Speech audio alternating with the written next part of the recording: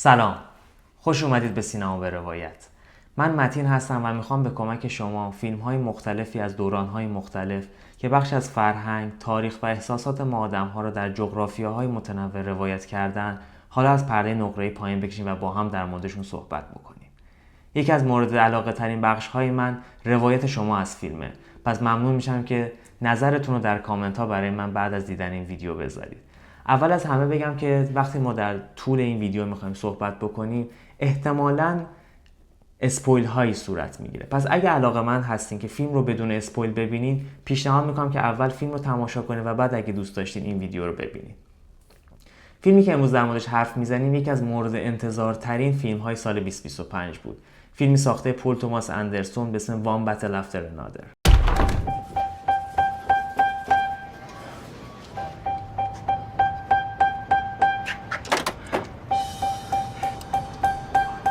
به گفته خود توماس اندرسون اون 23 سال روی فیلمنامه فیلمش کار کرد. 23 سالی که ما میدونیم در طول اون فیلم‌های مهمی ساخت، مثل در ویل بی بلاد، مستر و فانتوم ترد، که فیلم‌هایی که عموماً سیاسی بودن و به روانکاوی شخصیتاش در اون داستان سیاسی پرداخته. همینطور اون یک منبع الهام خیلی مهم داشته، رمانی نوشته توماس پینچن به اسم وینلند. رمانی که اون هم یک داستان سیاسی خیلی شبیه به این فیلم داره و شخصیت‌های اون هم یک شخصیت‌های کمدی کارتونی هستن. توماس اندرسون گفته اون اقتباسی از این کتاب نکرده، اما الهام بسیار زیادی از اون گرفته. اتفاق دیگه‌ای که در این فیلم افتاد اینه که اون از یک تکنولوژی استفاده کرد به اسم ویستا ویژن. تکنولوژی که در سال 1950 ابداع شد، اما سالهای زیادی بود که به دور انداخته شده بود. اما در اون دوره فیلم‌های خیلی مهمی باش ساخته شدن، مثل جویندگان جان فورد و 5 فیلم از هیچکاک، من جمله سرگیجه و شمال از شمال غربی. و حالا بعد از بروتالیست، وان بتل افتر انادر هم با این تکنولوژی ساخته شده و گفته میشه که ایناریتو هم میخواد فیلم بعدیش رو با استفاده از ویستا ویژن بسازه.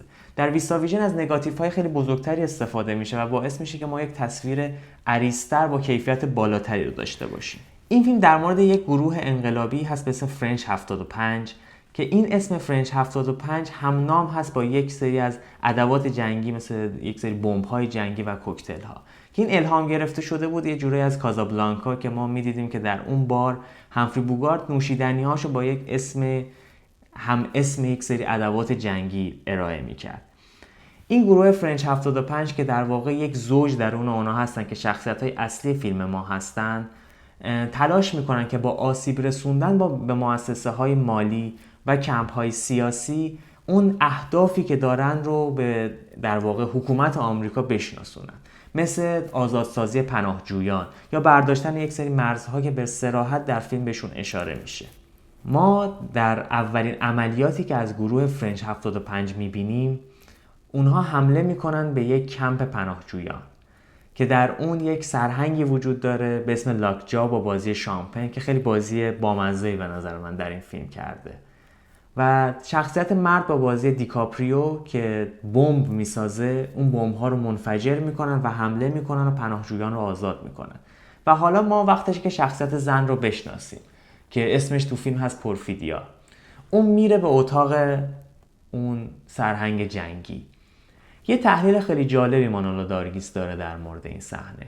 اون وقتی وارد میشه لاکجا خوابیده و بهش میگه کامل بلند شو، و حالا ما میبینیم اون به لحاظ جنسی منقلب میشه و طبق تحلیل مانولو دارگیس دوربین از پایین میگیره که برآمدگی لاکجا رو نشون بده و اون تحلیل میکنه که پورفیدیا کاملا سلطه پیدا کرده به لاکجا، چون لاکجا نه روی پناهجویان الان تسلطی داره نه حتی روی بدن خودش، و اونو تحقیرش میکنه در اون لحظه و میشونتش رو زمین و لاکجا میگه ما به زودی همون میبینیم. و بعد که فیلم جلو میره ما میبینیم که اونا عملیات‌های خیلی زیادی دارن انجام میدن و خب این زوج یک روابط عاشقانه‌ای هم درون اون داره که این یه پارادوکس خیلی جذابه که عشق با این حجم از خشونت چه تداخلی خواهد داشت. یه تم جالبی که فیلم داشت برای من خیلی جذاب بود این بود که تمام صحنه‌های عاشقانه یا تماس‌های جنسی در کنار اسلحه که نماد خشونت هست قرار می‌گرفتش. مثلا در اولین صحنه عاشقانه که ما از این زوج می‌بینیم شخصیت مرد نشسته و داره از مدلی که اون بمب ها رو طراحی میکنه میگه و هرچی اون بیشتر از جزئیات قدرت انفجار یا مدلی که اونا طراحی میشن میگه، انگار زن به لحاظ جنسی بیشتر منقلب میشه. بعد در ادامه میبینیم که وقتی که اینا یک عملیاتی میان انجام بدن و بمب داره منفجر میشه، زن از مرد درخواست رابطه جنسی میکنه. اینا همه نشون میده که اون خشونت انگار عامل پیشبرنده احساسات و حتی غرایز اون آدم هستش. بعد میبینیم که پورفیدیا آدمیه که برای به ثمر رسوندن اهداف انقلابیش از هیچ چیزی فروگذار نمیکنه. حتی وقتی که لاکجا میاد و میتونه اونو دستگیر بکنه، اون حاضر به همخوابگی با لاکجا میشه. و در همون صحنه هم اگه شما توجه بکنید میبینید که اسلحه وجود داره و زن داره از اون اسلحه به عنوان یک ابزار جنسی یا ابزار احساسی استفاده میکنه. یعنی خشونت در تمام اجزای زندگی این آدما هست. در 1 ساعت فیلمساز داره تلاش میکنه که 16 سال رو به سرعت روایت بکنه. فیلم بسیار سریع جلو میره، ریتم بسیار تندی داره و خیلی سریع هم برای بیننده این 1 ساعت میگذره. مثلا ما میبینیم که خب زن حامله شده و در یک سکانسی هستش که خیلی سکانس زیباییه و معلومه که تلاش شده که این یک سکانس ماندگار باشه و از روش پوستر هم طراحی میشه. زن با شکم حامله داره تیراندازی میکنه و ما میبینیم این اسلحه دائم داره به شکمش برخورد میکنه و خب ما میدونیم درون اون شکم یک کودکی هستش که قراره به دنیا بیاد و خب این خشونتیه که انگار از بدو تولد داره منتقل میشه به این بچه. اما مثلا بعد از 2-3 کات ما میبینیم که بچه به دنیا اومد. به این سرعت فیلم داره حرکت میکنه تا اینکه میرسه به جایی که وقتی که بچه به دنیا میاد، شخصیت مرد تصمیم میگیره که حالا از اهداف انقلابیش یه پله بیاد عقب‌تر و تلاش کنه زندگیشو ثبات ببخشه و این نقطه‌ایه که اینا به اختلاف میخورن، چون زن نمیخواد این کارو بکنه و مادر زن هم بهش اینو میگه که شما مثل هم نیستین، اون خیلی انقلابی تر از توه. و بعدش میبینیم که وقتی که زن گیر میفته در یک عملیاتی که ما یک تعقیب و گریزی هم داریم که شبیه تعقیب و گریزهایی که میبینیم عموما نیست. اینجا خبر از رانندگی های تند و حرفه‌ای نیست، سریعا تصادف میکنن و زن دستگیر میشه و اون در واقع هم تیمی های خودش رو میفروشه برای اینکه بتونه آزاد بمونه. I need you, brother. Sensei, please. Courage, Bob. Courage. That's it. Courage. Yeah. Yes. Thank you. Hey, thank you, Sensei. Thank you, Sensei. Thank you. God damn it. Viva la revolution! حالا بعد از این 16 سال زن دیگه نیست و انگار فیلمساز میره به سراغ این که یک PTSD جنگی رو بررسی بکنه. اما برای اینکه ما بتونیم به لحاظ روانکاوی این PTSD رو بررسی بکنیم، اولین موضوع این بودش که اون باید میتونست از زن برای ما یک شخصیت بسازه، ولی به نظر من زن در تیپ باقی میمونه. و وقتی که ما روابط ویلا دخترشون و باب فرگوسن که شخصیت مرد هست رو میبینیم، اصلا نبود مادر حس نمیشه. یعنی رنجی که اینا میکشن از نبود مادر رو ما نمیبینیم. صرفا ناراحتی ویلا از یک سری محدودیت ها هست که باب به خاطر اعتیادش و پارانویایی که پیدا کرده از ترس این که حالا بیان سراغش پیدا کردن. و این به نظر من یکی از نقطه ضعف‌های اصلی فیلم بود. در ادامه ما می‌بینیم که با 2 جریان موازی روبرو میشیم. وقتی که ویلا میره به یک مهمانی و اونجا خب پلیس‌ها متوجه میشن که اون اونجاست و میخوان بیان دستگیرش بکنن و از اون طرف خب باب میدونه که هم دخترش رو گرفتن، همین که ممکنه که بیان خودش رو بگیرن. ما با این جریان موازی طرف هستیم و فیلم از اونجا نه تنها یک ریتم دوگانه ما داریم بین اون 1 ساعت اولیه و بقیه فیلم یک جاهای الکن میمونه. یعنی یک فیلمی داریم ما به یک حالت نظریه سیاسی که هیچ عمقی نداره، هیچ سمپاتی بین بیننده با شخصیت ها نمیتونه برقرار بکنه. قاعدتا وقتی که یک آمریکایی این فیلم رو میبینه یک ذره بیشتر این احساس رو رد و بدل میکنه با فیلم. اما قرار نیست سینما برای یک قشر خاص باشه. منی که ایرانی هستم هم باید بتونم با اون شخصیت‌های سیاسی ارتباط برقرار کنم. چه بسا که ما همونطور که گفتم درست فیلم در جغرافیای مختلفیه، اما ماها تجربه‌های مختلف زیستی داریم، تجربه‌هایی که شبیه به هم هست یه جاهایی. من باید بتونم با اینا ارتباط برقرار کنم. اما نمیکنن. بازی دیکاپریو چند دسته میشه از یه جایی به بعد. در ابتدا خیلی استرس ویلا رو داره، اما از یه جایی به بعد انگار یادش میره، انگار دیگه استرس نداره. شما متوجه نمیشی که اون داره دنبال دخترش میره. و حالا ما لاکجای رو داریم میبینیم که رفتارهای عجیبی از خودش نشون میده و متوجه میشه که یه احتمالی وجود داره که این دختر خودش باشه و فیلم به صراحت به این موضوع پاسخ نمیده.